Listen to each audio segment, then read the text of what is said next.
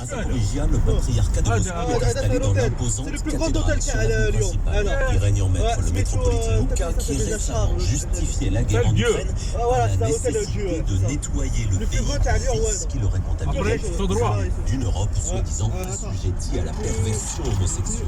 Ce genre de sermon a achevé de dissuader Tetiana. Jusque-là, elle fréquentait l'église du patriarcat de Moscou, mais elle veut changer de paroisse. Moi, il различали. Avant, on ne faisait pas vraiment la différence. On allait à l'église sans se demander de quel patriarcat elle dépendait.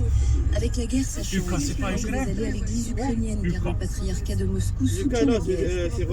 Les atrocités qui sont commises.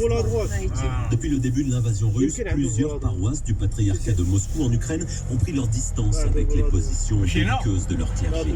Mais la plupart continuent de servir l'idéologie du Kremlin, notamment les zones occupées de la région de Zaporizhia. Vladislav Morocco est chargé des religions au sein de l'administration régionale.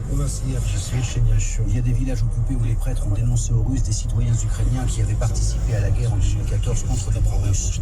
La charge est plus virulente encore venant de l'évêque Foti de l'église orthodoxe ukrainienne. Pour lui, les paroisses du patriarcat de Moscou en Ukraine sont remplies d'ennemis de l'intérieur qui prêchent contre leur propre pays. Plusieurs prêtres du patriarcat de Moscou en Ukraine étaient arrêtés depuis le début de la guerre parce qu'ils avaient révélé aux Russes les positions de l'armée ukrainienne ou même parce qu'ils avaient tracé des marques au sol pour aider les Russes à viser précisément certaines cibles.